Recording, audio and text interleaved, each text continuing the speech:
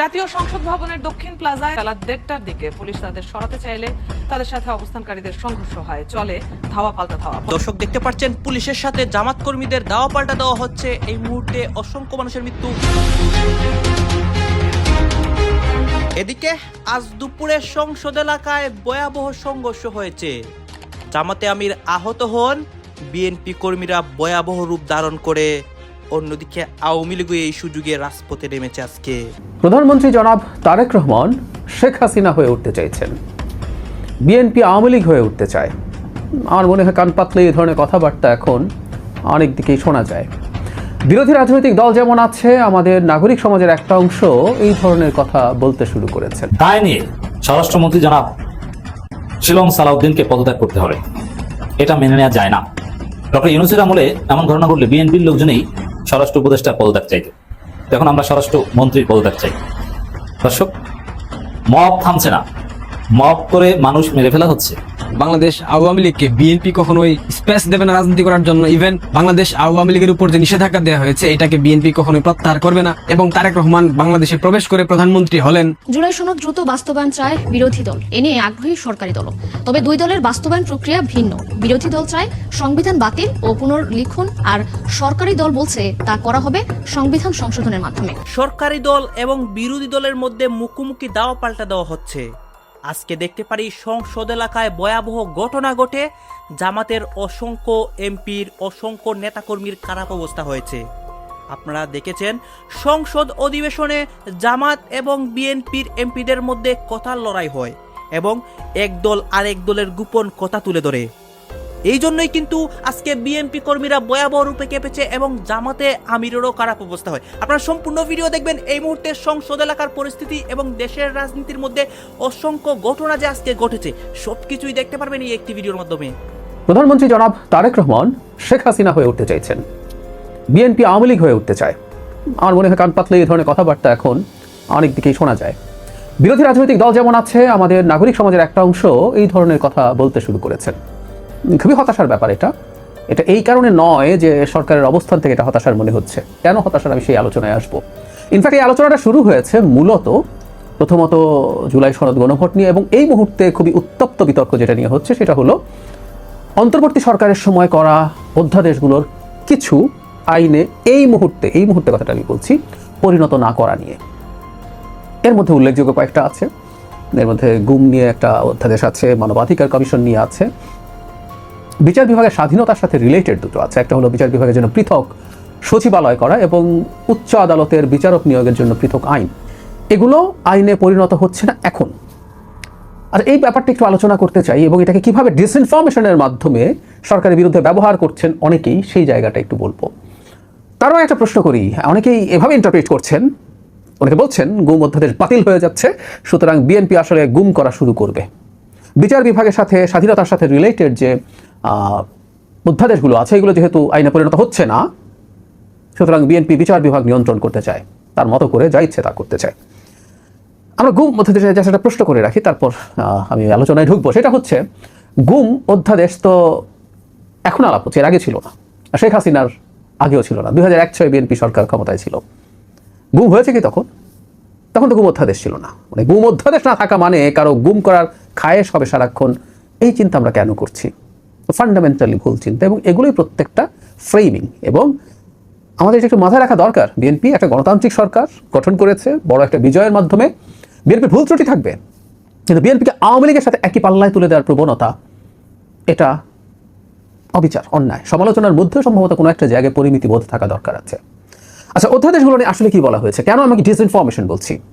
আমরা 133টা অধ্যাদেশের কথা জানি, যার মধ্যে 98টাকে আইনে পরিণত করা হচ্ছে সরাসরি, কোনো রকম কোনো পরিবর্তন ছাড়া। একটু ছোট্ট কনস্টিটিউশনাল ইস্যু আমরা অনেকেই জানি, সেটা হচ্ছে অধ্যাদেশ হচ্ছে আসলে আইনের মতোই। এটা যখন সংসদ থাকে না তখন রাষ্ট্রপতি অধ্যাদেশ জারি করেন, সেটা আইনের মতোই এফেক্টিভ, তবে এটার আয়ু থাকে নেক্সট পার্লামেন্ট বসার আগ পর্যন্ত, এবং পার্লামেন্ট বসার 30 দিনের মধ্যে এটাকে যদি আইনে পরিণত না করা হয় পার্লামেন্টের ভোটাভুটির মাধ্যমে, তাহলে এটার কার্যকারিতা আর থাকে না। তাহলে 98টা অবিকৃতভাবে বিএনপি আইনে পরিণত করছে। 98টা বিরাট সংখ্যা, মানে 133টার মধ্যে 98টা। 15টা কিছু চেঞ্জ করে উত্থাপন করা হচ্ছে, তার মানে 98 আর 15, ইনফ্যাক্ট 113টা আসলে উত্থাপিত হয়ে যাচ্ছে। 20টা উত্থাপন করা হচ্ছে না। এই উত্থাপন না করা মানে হচ্ছে এটা বাতিল হয়ে যাবে স্বয়ংক্রিয়ভাবে, কারণ 30 দিনের মধ্যে যদি সংসদে অধ্যাদেশ উত্থাপিত না হয়।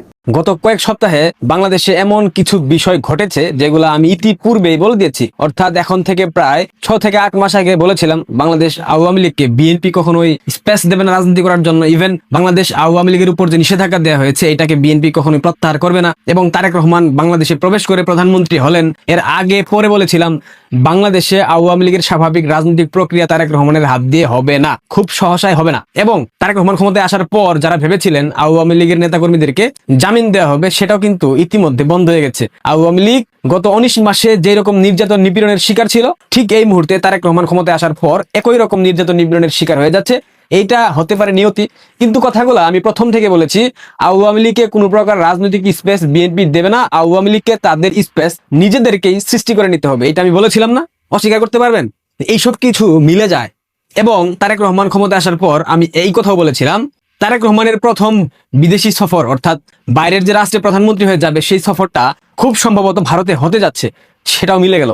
পররাষ্ট্রমন্ত্রী ডক্টর খলিলুর রহমান উর্ফে রজার খলিল গত 7 তারিখে দিল্লি সফরে গিয়েছিল না? দিল্লিতে অজিত দোভাল, এস জয়শঙ্কর ওনাদের সাথে বৈঠক হয়েছে। বৈঠকের পর প্রেস স্টেটমেন্ট দিয়েছিলেন ভারত বাংলাদেশের সম্পর্কের মধ্যে যেই একটা গ্যাপ আছে সেটা যেন দ্রুত সরে যায়, ধীরে ধীরে দুই দেশ সম্পর্ক উন্নয়নে আগ্রহী। একই ধারাবাহিকতায় দিল্লি বৈঠক শেষে গতকাল শুক্রবার 10 এপ্রিল মরিশাসের পোর্ট লুইসে সাংবাদিকদের প্রশ্নের জবাবে পররাষ্ট্রমন্ত্রী খলিলুর রহমান জানান শেখ হাসিনাকে দেশে ফিরিয়ে আনতে প্রত্যর্পণ চুক্তির আওতায় নিজেদের দাবি ভারতের কাছে পুনরুত্থাপন করেছে বাংলাদেশ, এবং প্রধানমন্ত্রী তারেক রহমান শীঘ্রই ভারত সফর করবেন। আমাদের কথা মিলে যাচ্ছে, এই জন্যই বললাম যে মাঝে মধ্যে হাতটা দেখা শুরু করবো কিনা, এবং পাশাপাশি ভবিষ্যৎবাণীটাও একটু করে দেখি, মিলে হতে পারে, 2-4 পয়সা ইনকাম হইলো। এবার আসি শেখ হাসিনার ফেরত প্রসঙ্গে। 5 আগস্টের পর থেকে এবং 5 আগস্টের আগে পর্যন্ত ভারত বিরোধী যে সেন্টিমেন্ট ক্রিয়েট করার চেষ্টা করেছে বিএনপি জামায়াত, এবং 5 আগস্টের পর তারেক রহমান বিদেশে বসেও কিন্তু স্লোগান দিয়েছে দিল্লি নয় পিন্ডি নয় সবার আগে Bangladesh, I have a plan for the people for my country. বাংলাদেশে আসার পর তার সেই প্ল্যান আপনারা দেখতে পাচ্ছেন। তার একটা মাত্র প্ল্যান ছিল আওয়ামী লীগকে নিশ্চিহ্ন করে দেওয়া, যেটা 21 আগস্ট গ্রেনেড হামলার মাধ্যমে করার চেষ্টা করেছিলেন, পারেননি। এই মুহূর্তে বাংলাদেশের রাজনৈতিক বাস্তবতায় এসে দাঁড়িয়ে তিনি আবারও একই দিকে আগাচ্ছেন। তিনি আওয়ামী লীগকে নিশ্চিহ্ন করতে চাইছেন, আওয়ামী লীগ নেতাকর্মী সমর্থকদেরকে জেলের মধ্যে মিথ্যা মামলায় বন্দী রেখে দিয়েছেন, তাদেরকে জামিন দিচ্ছেন না, আওয়ামী লীগকে আইন প্রণয়ন করে ব্যান করেছেন। অসংখ্য কার্যাবলী আমরা দেখতে পাচ্ছি। 5 আগস্টের পর তাদের যে ভারত বিরোধী কার্ড ছিল, যে কার্ডের মাধ্যমে ইসলামিস্ট যে ভোটগুলা ছিল বাংলাদেশে, মৌলবাদী যারা ভোটার, এই ভোটগুলা বিএনপি হাতিয়ে নেওয়ার একটা আপ্রাণ চেষ্টা চালিয়েছে, তারা ভারত বিরোধিতা করেনি। এখন বিএনপির প্রধানমন্ত্রীর প্রথম সফর হবে ভারতে। বাহ, কি চমৎকার। আচ্ছা, আপনারা যে শেখ হাসিনাকে ফেরত চান, আপনারা কি অসুস্থ? শুনেছি সৃষ্টিকর্তা প্রত্যেকটা মানুষকে ন্যূনতম লজ্জা শরম দিয়ে পৃথিবীর জমিনে পাঠায়, কিন্তু আপনাদের মধ্যে, স্পেশালি আপনাদের বললে ভুল হবে, পুরো বিএনপির মধ্যে কি কোনো সভ্য সুশীল ভালো মানুষ নাই? আই থিঙ্ক নাই, সব বদমাস। এদের ন্যূনতম লজ্জা শরম নাই। এরা ভারত বিরোধী কথা বলে সম্মুখে, অন্ধকারে গিয়ে অমিত শাহ, নরেন্দ্র মোদী, এস জয়শঙ্কর, অজিত দোভাল এদের পা চাটে। সকালে বলে শেখ হাসিনাকে ফেরত চাই, আবার রাতে ভারতবর্ষকে বলে আমরা ফেরত চাই না, কিন্তু আমাদের রাজনীতি টেকানোর জন্য মানুষকে বলতে হয়। এইরকম বিচারিতা নিয়ে কখনো রাজনীতি করা যায়? জনাব তারেক রহমান ভারত বিরোধিতা করে ক্ষমতায় বসেছেন, বাংলাদেশের মানুষ সেটাই জানে, কিন্তু আপনি যে ভারতের কাছে আপনার কিছু একটা বর্গা দিয়েছেন, সামনের দেশ বা পশ্চাৎ দেশ, এটা তো আমরা জানি, পশ্চাৎ দেশ বর্গা দিয়ে ক্ষমতায় বসেছেন, এখন নাটক করতেছেন কেন? আওয়ামী লীগ নিষিদ্ধ করা কি টেস্ট করতেছেন যে ভারত কি রিয়াকশন দেয়? ভারতকে কি বোকা মনে হয়? ভারত কি বোকা? চাণক্য নীতি মানে বুঝেন, পড়ছেন তো ইন্টারমিডিয়েট পর্যন্ত, আদৌ পাস করছেন কিনা জানি না, তো চাণক্য নীতি পড়বেন কিভাবে? জীবনে কোনো বই পড়ছেন তারেক রহমান? জীবনে কোনো বই থেকে কোনো ইতিহাসের শিক্ষা নিছেন? কিছুই নেন নাই। করছেন ইন্টার পাস কোন রকম টাইনা হিসরা। এখন ইন্টার পাস ওই ক্যালিভার দিয়ে আর কি করবেন? কেমনে রাষ্ট্র পরিচালনা করবেন? 40 দিনের ক্ষমতায় দেখলাম তো কি হয়েছে বাংলাদেশে। ব্যাংকের ঋণ নাকি অলরেডি মাত্রা অতিক্রম করে ফেলছে। আপনি চালাইবেন রাষ্ট্র, আপনি ভারতকে কি মনে করেন বোকা? আপনি আওয়ামী লীগকে নিষিদ্ধ করবেন আর ভারত ইনস্ট্যান্ট রিয়াকশন দেবে? আর ভারতের কি ঠেকা পড়ছে আওয়ামী লীগের পক্ষে রিয়াকশন দিতে হবে? খেলা হবে আড়ালে, খেলা হবে ডিপ্লোমেসি দিয়ে। দায় নিয়ে স্বরাষ্ট্রমন্ত্রী জনাব শিলং সালাউদ্দিনকে পদত্যাগ করতে হবে, এটা মেনে নেওয়া যায় না। ডক্টর ইউনূসের আমলে এমন ঘটনা ঘটলে বিএনপির লোকজনই স্বরাষ্ট্র উপদেষ্টা পদত্যাগ চাইত, এখন আমরা স্বরাষ্ট্র মন্ত্রীর পদত্যাগ চাই।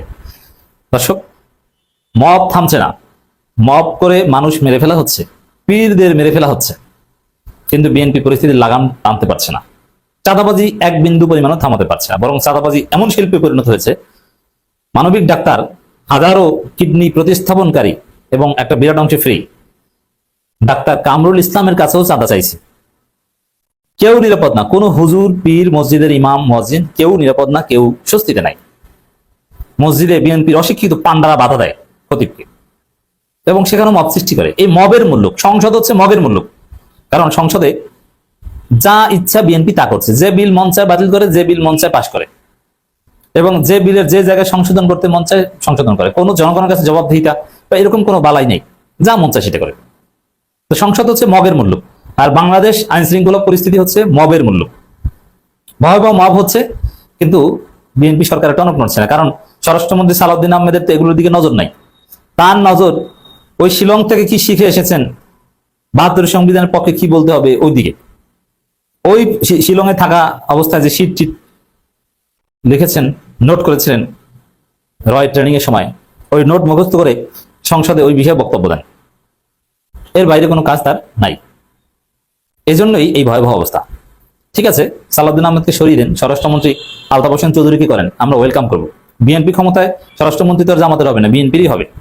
আলতাফ হোসেন চৌধুরীর মতো ভালো লোককে করুন, গতিশীল লোককে করুন, যে তার আসল কাজে ফোকাস করতে পারবে, যার অভিজ্ঞতা আছে, এবং যে অস্বীকারের এবং বাটপাড়ির রাজনীতি করবে না, যিনি দায় নিতে জানেন।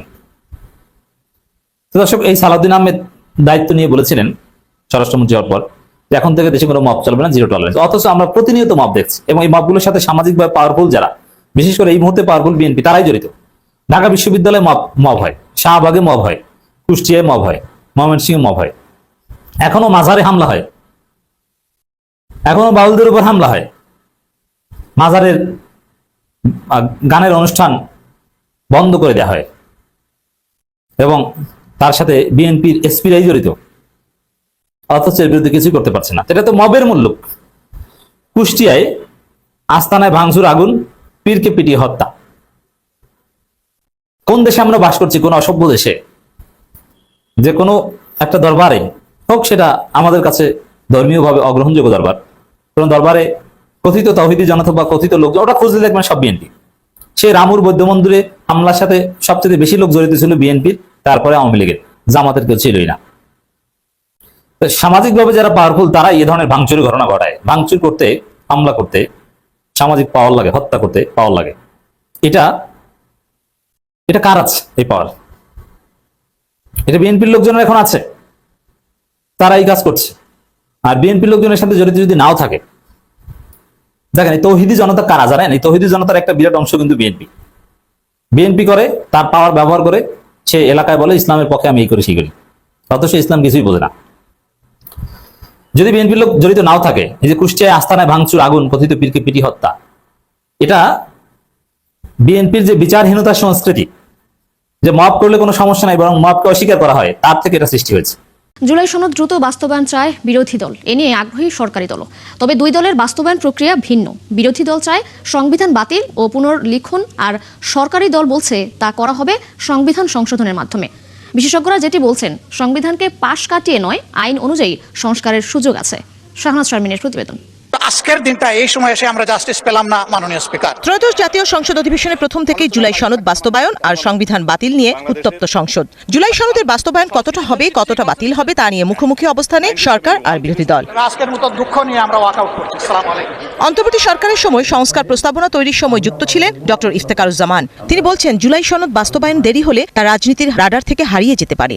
সদৃঢ় অবস্থান, একদিক থেকে বলা হচ্ছে জুলাই সনদ অক্ষরে অক্ষরে বাস্তবায়িত করা হবে, অন্যদিক থেকে সেটা থেকে সম্পূর্ণ সরে এসে এবং আদালতের আশ্রয় নিয়ে গণভোটের যে যথাযথতা সেটাকে পদদণ্ডিত করা, এই বিষয়গুলি সব বিরোধী, তার বাইরে কিছু নয়। তবে এক্ষেত্রে আমি যেটা বলবো যে আনফর্চুনেটলি দুর্ভাগ্যজনকভাবে এমন একটা পরিস্থিতি সৃষ্টি হয়, ঝুঁকি সৃষ্টি হয়েছে যে এখানে হয়তো গণভোট যেটা হয়েছে 2026-এ সেটি, এবং এমনকি জুলাই সনদ বিষয়টা কিন্তু রেডার থেকে চলে যাবে, রাজনৈতিক রেডার থেকে চলে যাওয়ার ঝুঁকি সৃষ্টি হয়েছে। মাননীয় প্রধান সরকারি দলের একজন সংসদ সদস্য আইন বিশেষজ্ঞ জানান, জুলাই সনদের অপব্যাখ্যা করা হচ্ছে, এমনটা চলতে থাকলে এর গ্রহণযোগ্যতা হারিয়ে যেতে পারে। এটা কিন্তু জুলাই সনদে কেউ বলেন, এটা কিন্তু জুলাই সনদে বলা হয় বর্তমান চলমান সংবিধান সংশোধন করতে হবে। এখন এই বক্তব্য তো আমি মনে করি যারা জুলাই সনদ পড়েন নাই, তাদের পড়েন বুঝতে পারবেন কি বলছে। 72 সংবিধান পর্যন্ত নতুন সংবিধান রচনা করতে হবে, সেরকম কোনো বক্তব্য নাই। তাহলে জুলাই সনদকে আমরা আন্ডারমাইন করতেছি। আমরা জুলাই সনদকে যদি আমরা অপব্যাখ্যা করি, আরেকজন আবার যার অবস্থান থেকে অপব্যাখ্যা করি, তাহলে জুলাই সনদ তো কার্যকারিতা কমে যাবে। এটা একটা গুরুত্বপূর্ণ জাতীয় দলিলটা কিন্তু দলিলটা ক্রেডিবিলিটি নিয়ে প্রশ্ন চলে আসবে। এটা আমার মনে হয় যে আমরা যেহেতু মৌলিক ব্যাপারে আমরা একমত, এটা আলোচনার মধ্যে শেষ, এটা মীমাংসা করা উচিত। এমন এমনকি রাষ্ট্রপতির আদেশে জুলাই সনদ বাস্তবায়নের আদেশকেও অবৈধ বলে মনে করেন কেউ কেউ। যে প্রক্রিয়াতে ধরেন জুলাই সনদ বাস্তবায়নের জন্য আবার যেরকম রাষ্ট্রপতির একটা আদেশ দিয়ে করা হচ্ছে, অনেকে কিন্তু অনেক কথা বলতেছে, অনেকে আলোচনা করতেছে, অনেকে সমালোচনা করতেছে দেশের রাজনীতির বিশেষ বিষয় নিয়ে এবং দেশের রাজনীতির মধ্যে যে অসংখ্য ঘটনা ঘটতেছে এগুলো নিয়ে কথা হয়। গাইজ, এই বিষয়গুলো দেখে এবং দেশের রাজনীতির প্রেক্ষাপটগুলো নিয়ে আপনার মন্তব্য কি? আপনার গুরুত্বপূর্ণ মন্তব্যটা অবশ্যই আপনারা আমাদের কমেন্ট বক্সে লিখে যাবেন। সর্বশেষ আপনাদের কাছে আমাদেরকে রিকোয়েস্ট থাকবে, আপনারা আমাদের চ্যানেলে নতুন দর্শক হয়ে থাকলে চ্যানেলটি সাবস্ক্রাইব করবেন এবং পাশে থাকা বেল বাটনটি বাজাবেন যাতে করে নেক্সট ভিডিওটা সবার আগে আপনাদের কাছে পৌঁছে যায়। ধন্যবাদ।